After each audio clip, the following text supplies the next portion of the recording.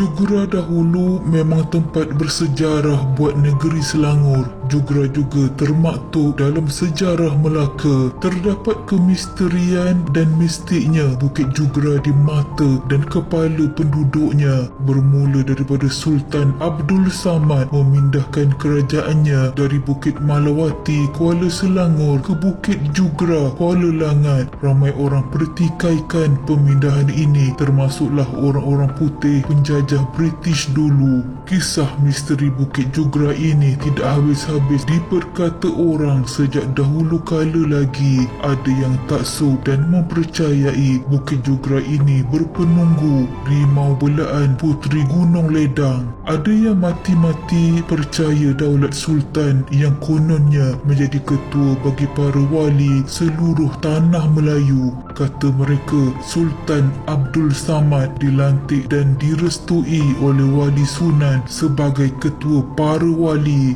Kalau dah ketua wali tu titah baginda jangan sesekali disanggah.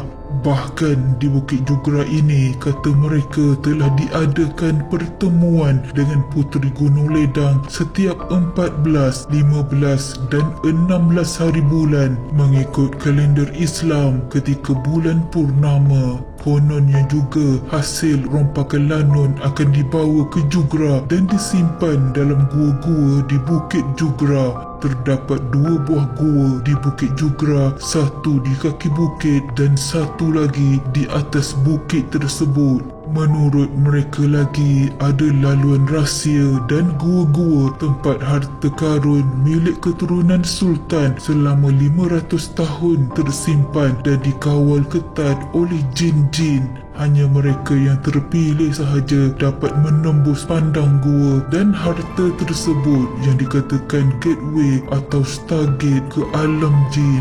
Dikatakan di bawah bukit inilah terdapatnya pelabuhan perdagangan pesat di alam jin. Keras tempat ini, kata mereka.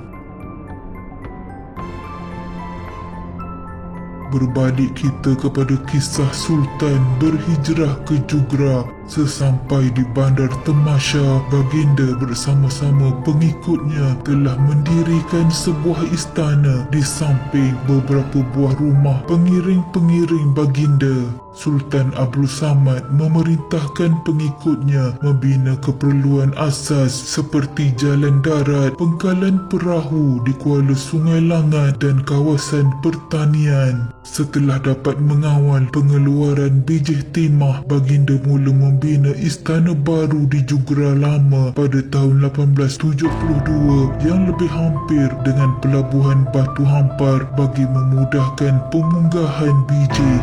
Istana baru yang dibina oleh Sultan Abdul Samad di Bukit Jugra dinamakan Istana Sedang Masa. Istana yang dibina di atas sebidang tanah lapang di pinggir Bukit Jugra dianggap kedudukannya yang paling baik. Namun untuk ke lokasi istana ini perlu melalui pekan Permatang Pasir, belok ke kiri menghala ke Bukit Jugra. Kini hanya terdapat kesan tapak Istana Sedang Masa yang menjadi kenangan.